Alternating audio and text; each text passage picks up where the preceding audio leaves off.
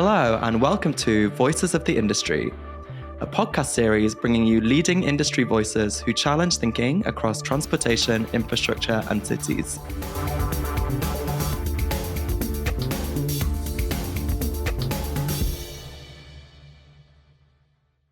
Hello and welcome to Voices of the Industry, a podcast by Steele. I'm Gemma Bedlow, a senior consultant in the sports and major events team. I specialise in project management, most recently the 2024 UEFA Champions League final. As one of the nation's most popular shared pastimes, football occupies a special place in the collective imagination of the UK. But with 830,000 spectators travelling to matches every week, getting fans from A to B can be a challenge. With me today to discuss what role Britain's railway plays in this process is Gary Steele. Gary retired for the first time as head of train planning for the Midland Zone at Network Rail, the second time from Virgin after becoming involved in the new Football on Rail project. Gary now finds himself working for the Rail Delivery Group as project lead for the Football on Rail initiative. Gary, welcome. How are you? I'm good. And you? Yeah, not bad. Very nice to see you online. Gary, we first met during the Women's Euros in 2022, but it's probably fair to say that we've worked much more closely this year during the planning of the Champions League final and since you've been in your new role.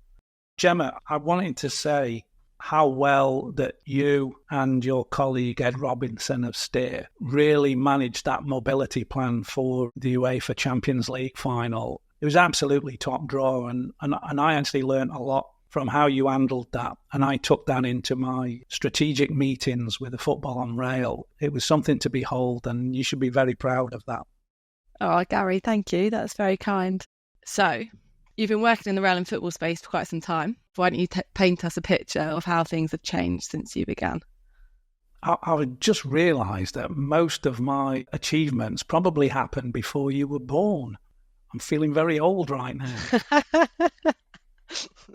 I mean, it's been a long career and I've really enjoyed it. And I've had some amazing experiences and met some wonderful people. And the railway itself has changed a great deal. And if I was to tell you what's changed, we'd probably be here for another 3 days. So I'll probably stick to how the football has kind of changed.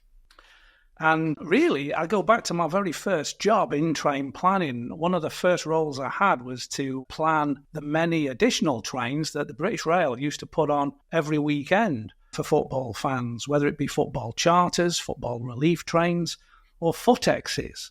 And here we go, almost 50 years later, I'm back trying to do similar. Although it's proving a lot more difficult to get those additional trains. Hard to imagine that for an FA Cup final, we would have probably around 10 additional trains, 10 reliefs, charters, footexes per team a long time ago. And I think that probably the biggest change on the footballing side probably came with the advent of the Premier League. Its growing popularity and the sort of the linkage with TV broadcasting rights, moving football from the sort of traditional 3 o'clock time, spreading those fixtures across all the weekend. In many ways, that's a blessing in some as it helps spread demand, but it also creates a lot of problems for the railway as well. The railway itself, obviously, in that time, going back to British Rail to now, completely changed.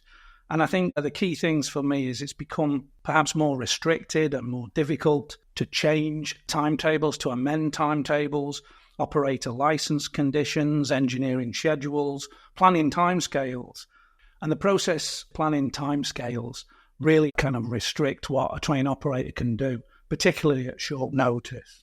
You've talked there about how things have changed over your career today. I guess a key part of that is, of course, the pandemic, which was a challenging time for everyone, not only just the rail industry.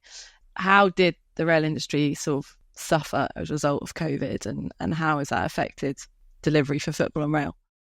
Yeah, I think it's fair to say recovery has been slow. The number of journeys is growing, but we're still not at the levels we've saw before the pandemic. We've seen changes to how people use the railway. Working from home clearly has had an effect. People do not go to the office Mondays to Fridays, and so the commuter market has been significantly affected since the pandemic. Flexible working continues to affect the traditional peaks of the railway.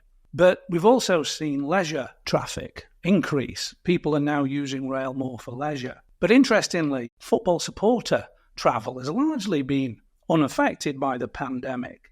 In fact, football supporters were some of the first to come back to the railway.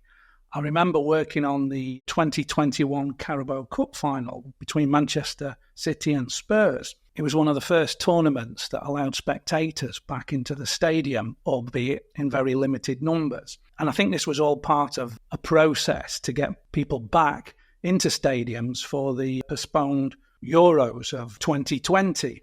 That was a good thing to sort of come to terms with, because in addition to managing the crowds, we also had the additional sort of issue of managing the kind of separation between each people. So even though we had empty trains, instead of carrying 600, we were limited to something like 250 per train. So yeah, football fans have always kind of been there, and the railway, it links the cities. So it's a really convenient way to get people from home to fixture. It's interesting, isn't it? So do you think that COVID is or can be a turning point for football and rail, because the rest of the landscape around it has changed so much in the way people travel? The railway used to be fixed up around going in and out of the cities, commuter travel, Mondays to Fridays, the business people, the ones going into the cities to do their work and come home again. And that clearly isn't happening. And we're seeing days on the railway, Mondays and Fridays, where patronage is extremely low. And this is all down to flexible working and people more comfortable working from home these days. And that switch now to sort of seeing people's leisure use grow. And I think that's also probably linked to the importance of school holidays these days, where families can be fined for taking their children out of school in term time. So those weekends, those bank holidays are becoming more and more important. And those are the exact same times that Network Rail looks to do the bulk of its significant engineering work. And I kind of wonder, is that still appropriate? And are there other ways to do that? And in many ways, I do think football can be some kind of catalyst for that, because throughout the winter months, for 43 weekends of the year, the bulk of the people that are travelling tend to be football supporters going to the various fixtures across the weekend. And I kind of think that is sort of symbolic of how the use is going, with people going into cities for all kinds of things. But as I say, slightly controversial, but I just wonder if the current setup is still the best. And I know if you isolate that and just link it with football, then it clearly isn't the best, because football creates a demand for rail journeys when the railway is closing down, when the rail is shutting down its infrastructure and services are getting fewer. And yeah, it's an interesting question, and one that I think needs much wider debate than perhaps you and I can provide here. Yeah, and like if leisure travel is becoming the focus, then surely statistically football's got to play a big part in the conversation, really. Particularly, I think we're talking through the winter months as well, where these are the bulk of users in many ways. Yeah. I guess we've touched on some of this already, but you've already given us an idea of how often football and rail aren't closely associated. How do you think they can be brought closer together? Well, I think let's first address some of the difficulties that perhaps makes it a little difficult to be more aligned. I think there's three main reasons that we currently struggle. Planning timescales is the first one. The railway defines its infrastructure and therefore the services that it can run on it 6 months before the day of the race, or before the fixture in this case. And that's a long, long way out. And we look at football, and some of the fixtures kind of defined in less than a week. I think most people are trying to work to a kind of a 6 weeks time frame.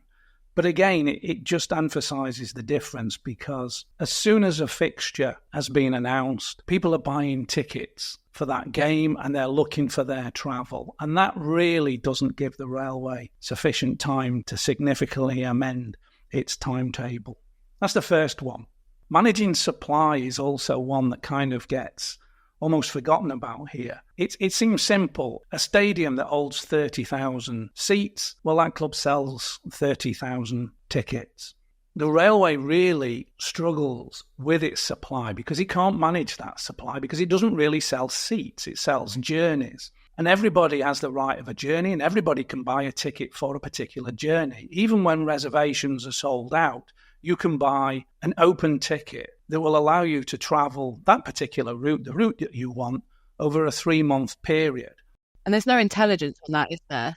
Yeah, there's no intelligence there. We don't know the numbers that are actually travelling, and it can present its problems because we're making assumptions.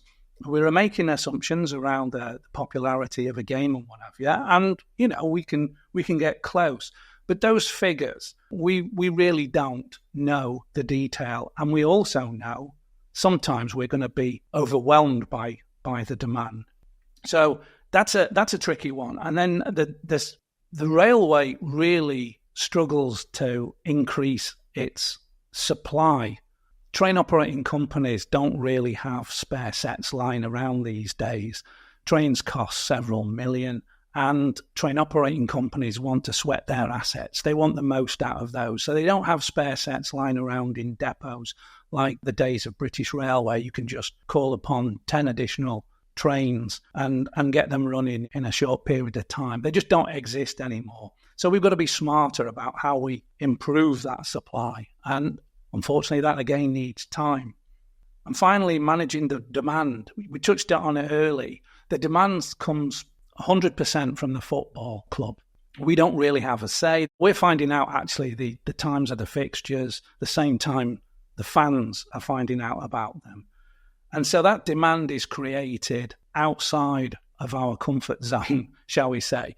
There is no better time for a football match to kick off, as far as the railway is concerned, than 3 p.m. Unfortunately, Article 48 means no live games can be screened between 14:45 and 17:15. So everything that moves is moving to a time that is less suited to the railway. And so again, that demand comes from somewhere else, and we find it very, very difficult to manage that demand. So that's where we are in terms of why it's difficult to come together. But there are so many things that we can do to improve where we are now. But it's important to remember, I think, there is no silver bullet. There's no one thing that is going to solve this. And what we're trying to do with the Football on Rail scheme is to look at every element, everything that is within our gift to change, to amend, to do better. That's what we're trying to do. And strangely enough, well, maybe it's not strangely enough, I'm actually finding it pretty easy to get the football industry together with the rail industry. I think everybody wants to do better. I think everybody knows of the difficulties that we're currently experiencing. And whether it's a desire to do better for your supporters, for the other rail users, or for the staff, the rail staff and the staff at the ground, for whatever reason, we want to do better. And the members of the Football on Rail project include the Football Association, the Premier League, the English Football League, the Football Supporters Association. We've got Network Rail, we've got British Transport Police and the Football Policing Unit. There's myself from the Rail Delivery Group, and there's the train operating companies. But we've also got the Department for Transport and the Department for Culture, Media and Sport. And the one thing that I find is common throughout everybody is their desire to support initiatives and to really do what they can to make things better. And a key area, I think, is to improve that collaboration, to share information, to gain knowledge so as we can plan better. And it's not just a soundbite. There are so many aspects to planning a train service. Fleet resources, fleet maintenance, pathway creation, pathway validation. These are the things that time your service, the stops, the routes. There's train crews, train crew rosters. We've got communication, service publication, yield management, facilities management, buffet, first class services, ticket sales, cleaning, watering. Watering's so important for toilets on board the trains these days. Operations, stations, station dispatch, signal and control, train crews, security, gate line security, platform security, onboard security. And there's 12 weeks live in public domain. That's thousands of people. And not one of them was recruited for their knowledge of football. And this feels like it's a little bit like joining the dots in many ways. giving the people the information who need it when they need it. Because as I've said, my experiences are that everybody wants to do better. And to do that, they need to know what it is that they're trying to do, trying to plan against. And it is difficult to understand the impact that football has on its railway and services. And this information sharing helps us to recognise earlier the potential issues, and so we can do something about it. We can provide appropriate information to customers to allow them to make an informed choice about their journey. It gives an opportunity to provide appropriate support for staff and customers. And it gives us an opportunity to remove opportunities for conflict. I'll just explain that. If we know services are going to be extremely busy because of a football match, then we probably know that we're going to declassify that train and we're not going to be able to offer a first-class service, or there's not going to be buffet service on that train. So we can stop selling those tickets earlier. We work very closely with TfL for the Champions League final and their TDM team. How much influence on the wider railway can you have on suppressing background demand?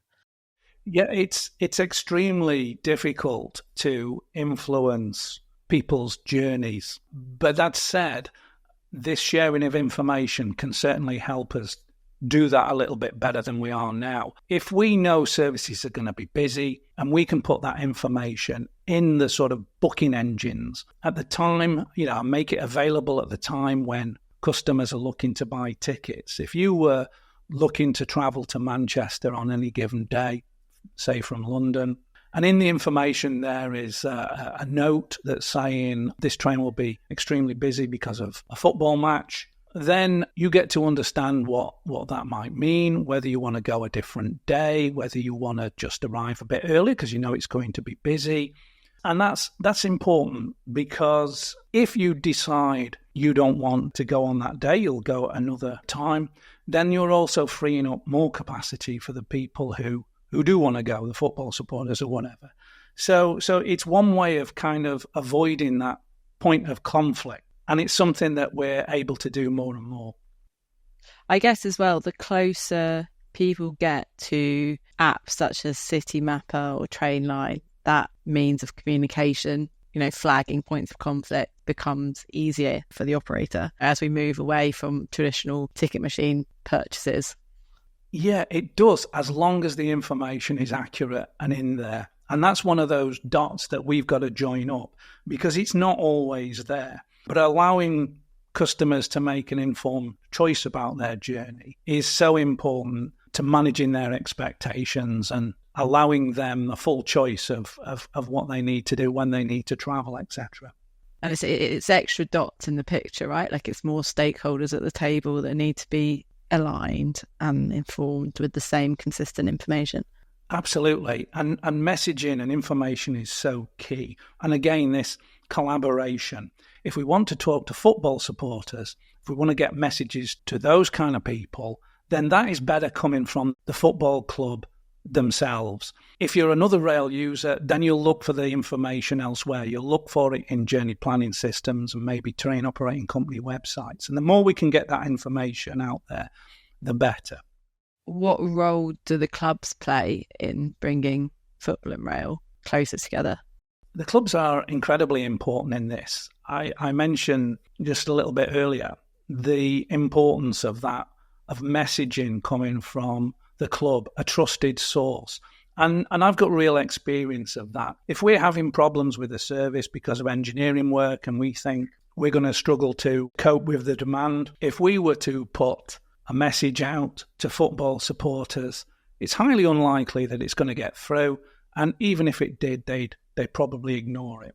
But if that message was coming from the club itself, if this was the club themselves telling them that it's going to be busy and we're looking at different modes of transport to get you to the way of fixture, they're more likely to heed that information. They're more likely to make a different choice when it comes to taking the train. And I've got an example of this. I think it was a couple of seasons ago now when I was working for Virgin Trains. Liverpool were playing Tottenham Hotspur. The line between Liverpool and Crewe, that's the main line, the direct line, was blocked for engineering work, and the diversionary route was taking trains via Warrington. And we couldn't run the usual amount of trains for that service, and it was going to be a real difficulty for us to get everybody home. We used the clubs. We spoke to the clubs, to Tottenham Hotspur and Liverpool have an awful lot of following in London. They have, I think it's over 800 supporters, season ticket holders with a London postcode address. So they've got a lot of people going back to London as well. The message came from the clubs themselves. We put on coach services for this is road vehicle coaches for intermediate stations. And we wanted those supporters just to go straight to the coaches, get on board the coaches. That will take them to the intermediate stations and keep them off the few trains that we had go in London, because we wanted to keep those London trains purely for the long distance supporter. That worked incredibly well. Everybody turned up, all the intermediates, got on the coaches, left the capacity that was available on the trains that were going to London, and everybody got home without incident. And again, there's no way that if the railway had put that out, we would have got that message through. So what we're saying basically is that the desire to do better is improving, but the landscape still remains challenging. It's an incredibly difficult landscape with so many things that are outside our sphere of influence. But yeah, it's without a shadow of a doubt, the support is there. Obviously, fan behaviour can be an issue for fellow passengers and operators, as well as a big media talking point. What do you think the challenges are there, and what are the possible solutions? It is an important factor, but I think first of all we've got to understand that the overwhelming vast majority of fans cause no issues. But at this moment in time, I'm kind of wanting to focus on the environment that we're creating and to sort of understand what that environment looks like. We need to look at customer complaints when they're related to football. And the top 5 speak for themselves, and I'll just go through them. I don't think it would come as any surprise to anybody listening. But why don't we plan for this? Why were we not warned? Why do you sell tickets when you know the train's to be full? Why do you treat everybody appallingly? And why do you allow all kinds of bad behaviour? And that for me was the kind of information that really ought to inform the strategy on behaviours. And that first one, why don't we plan for this? Well, we mentioned earlier how we're planning better and how we're getting those information to the right people as early as possible. Why were we not warned? Another one that we mentioned earlier, getting information out to people to allow them to make a more informed choice about their journey. Why do we keep selling tickets when full? This is an awkward one because we have no way of stopping selling tickets to somebody, and I don't think there's a desire to stop selling tickets to people. What we can do, again, is to provide the information that will allow people to make a better choice about those journeys that we know to be full. And we're trying to do more around providing better support for that journey, better queuing, safeguarding and security. And each point of conflict that we can remove, that we can take out of that planning process, whether it's a 2-car train set that turns up in place of an 8-car train set that really does create that extra level of overcrowding. If we know what we're dealing with, if we understand what the demand is, then we can do something about that in the planning stage. And I think the most important thing perhaps to remember here is that better behaviours are a byproduct of a better service. And the focus for us is on delivering that better service. Something we haven't talked about yet is sustainability. Where does sustainability sit within this conversation, and how does it form part of your objectives and ambition to bring stakeholders into the picture? Yeah, sustainability, it's so important to everybody these days, and I think the benefits of rail are clear for most. The project needs to be kind of supporting modal shift. Football clubs are actively seeking to become greener, and I know from speaking to a number of football clubs that their biggest area of concern is the way fans travel. And a way to improve their carbon emissions is to perhaps get more people to travel by train. And therein line isn't a kind of a little bit of a problem, because it's no use pushing people towards the train if the train actually can't take that shift. And I think this is where it's vital that the Football on Rail project is in the driving seat of that.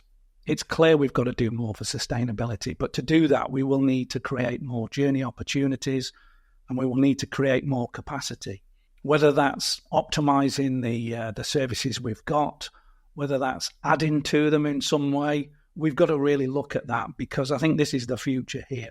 And if you look at some examples, and I'm just reading this off the blurb that I've got here, if you look at a journey between London, Liverpool and Manchester, both about the same distance from London, if you assume there's 4 people in a car, then there are 14.7 kg CO2 emissions. I don't know what the kg CO2, but I'm guessing the lower the number, the better. A 53-seater coach, it's 9.3 per person. And with a train, it's 7.1. And I think if you look to the recent tournament in Germany, the Euros, they've gone on record as saying they've created the greenest Euros there has ever been. And Deutsches Bahn played a significant part in that. Moving football supporters is greener and something that needs to be encouraged, really. And that's where I think when we're starting to look ahead, we know ourselves we've got the Euros in 2028. And speaking to the DCMS, well, they want to make that tournament even greener. And if we're to do that, we've got to really start focusing on how we actually do that. And again, what I can say is the football people like Bob Eastwood, the English Football League's head of security and operations, Tom Legg, the FA's head of external operations, Tommy Guthrie from the Premier League, head of fan engagement, and David Rose, the deputy COO of the Football Supporters Association, are really supportive of this and really sort of getting behind how we can make that happen. Do you think there is, for the rail industry, I mean, there are obvious differences, but when we're looking at the English Premier League compared to international tournaments, for example, do you think there needs to be a different approach in the drive towards sustainability on rail? Or do clubs sit at the heart of this kind of across the piece? It's difficult, because to drive that modal shift, we need more capacity. We need the ability to move more people, whether that is actually football supporters or other rail users. And is there something that we can do differently to create journey opportunities when people want them? And I think sustainability is at the heart of that. I think the railway can be an enabler. And I think it's one of those where, why can't those Euros of 2028, when the UK holds those, why can't they be a catalyst for looking at how we move football supporters around the country? Why can't it be its legacy that this is the thing that will get people in and out of the cities, whether it's football, whether it's boxing, whether it's a theatre trip, whatever the reason? If we're going to do that, then we're going to have to provide longer distance trains running out of city centres after 10 o'clock at night. And that's something that in many ways we're a long way from it then at the moment. But the Euros is 4 years away, and that gives us plenty of time. But we probably need to start sooner rather than later, because there's an awful lot of things that have got to move around to make that possible. I mean, we did it, didn't we, this year for the Champions League final? There were additional trains that went much later into the night, but the challenge was just getting people on them and getting the clubs to support that modal shift and shifting spectators onto those late night services. Yeah, absolutely. And if we go back further than that, the 2012 Olympics, we had services there running really late into the night. It's just getting the industry and all the elements of that industry to come together to do something meaningful on this. But I do think it's the future. I think sustainability, if we do this for any reason, it should be around sustainability. I mean, and a beautiful segue as we move towards the end of the recording. Looking ahead, what does the future hold for rail and football? I'm usually optimistic. From what I've seen this past season, the support the project has got from really all the players has been absolutely incredible. And some of those initiatives that we've already seen around the sort of key fixtures at Wembley, where we've managed to get football fixture planners and Network Rail's engineering planners in the same room to sort of understand each other's goals and objectives, and again, to sort of provide a framework that might make people make a more informed choice and perhaps keep routes open for fans going to some of the club's biggest games, whether it's the playoffs, the FA Cup, Carabao Cup, National League finals. We've got people in the same room and, as I say, making informed choices about the decisions they're making in terms of what routes they keep open. Clearly, they don't know the football teams involved for those finals. But again, it's a starting point, and it's making things that little bit better. They won't get them all right, but they'll get more right than perhaps they usually do. We've partnered with the Football Supporters Association to survey their members. And the information that we've got from that and the intelligence, that will help shape future strategies. We've seen tremendous collaboration between Avanti West Coast, West Midland Trains, Chiltern Railways, particularly around those big finals, but across the West Midlands as well.